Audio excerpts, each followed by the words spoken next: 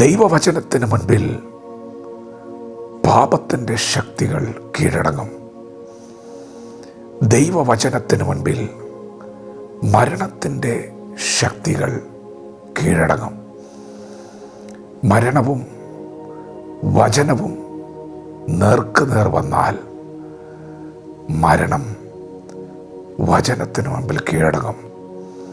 യേശു കർത്താവ് ലാസർ മരിച്ച 4-ാമത്തെ പകൽ, നാറ്റം വെച്ച പകൽ ബഥാനിയിലേക്ക് വന്നു.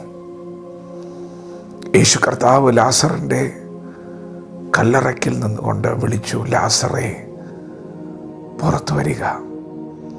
പ്രിയപ്പെട്ടവരെ, ലാസറിനെ മരണം കീഴ്പ്പെടുത്തിയ പകൽ, ആ ശരീരം അഴുകിയ നാറ്റം വെച്ച പകൽ, ദൈവത്തിൻ്റെ വചനം കല്ലറയ്ക്ക് മുമ്പിൽ വന്നു നിൽക്കുകയാണ്.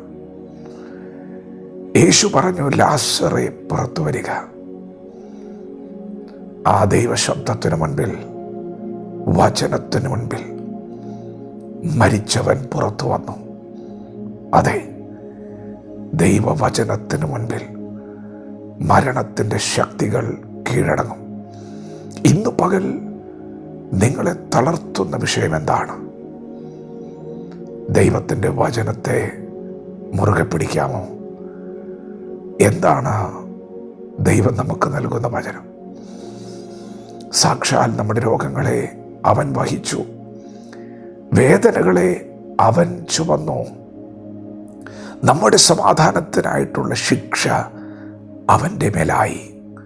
അവൻ്റെ അടിപ്പിണരുകളാൽ നമുക്ക് സൗഖ്യം വന്നിരിക്കുന്നു.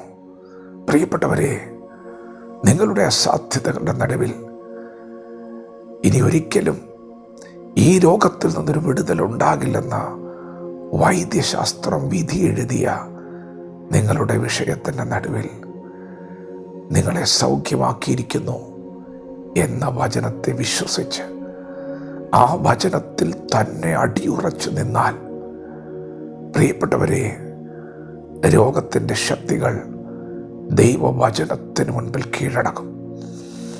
ദൈവവചനത്തിന് മുൻപിൽ കീഴടങ്ങാത്തതൊന്നും ഈ ഭൂമിയിലില്ല. യേശുവിൻ്റെ മുൻപിൽ സകലവിധ ദീനക്കാരും സൗഖ്യമായി. യേശുവിൽ വിശ്വസിച്ചവർ ദൈവശക്തി അനുഭവിച്ചു. മരണത്തിന് അവനെ പിടിച്ചു വയ്ക്കുക അസാധ്യമായിരുന്നു. അതെ, ഇന്ന് പകൽ ദൈവവചനത്തെയും അതിൻ്റെ ശക്തിയെയും പിടിച്ചു കെട്ടുവാൻ മരണത്തിന് പോലും ശക്തിയില്ല. ഇന്ന് പകൽ നിങ്ങളുടെ അസാധ്യതകളെ നോക്കി, നിങ്ങളുടെ ശൂന്യതകളെ നോക്കി നിങ്ങൾ ദൈവത്തിൻ്റെ വചനം വിളിച്ചു പറയുക. ദൈവത്തിൻ്റെ വചനം ജീവനും ചൈതന്യവുമുള്ളതാണ്. ഇരുവായ്ത്തലയുള്ള ഏതു വാളിനേക്കാളും മൂർച്ചയേറിയതും പ്രാണനെയും ആത്മാവിനെയും സന്ധിമജ്ജകളെയും വേർവിടുവിക്കും വരെ തുളച്ചു ചെല്ലുന്നതും ഹൃദയത്തിലെ ചിന്തനങ്ങളെയും ഭാവങ്ങളെയും വിവേചിക്കുന്നതും ആകുന്നു. ദൈവ വചനത്തോട് പ്രതികരിക്കാം. ദൈവം നമ്മെ ഓരോരുത്തരെയും ഈ പകൽ അനുഗ്രഹിക്കുമാറാകട്ടെ. ആമേൻ.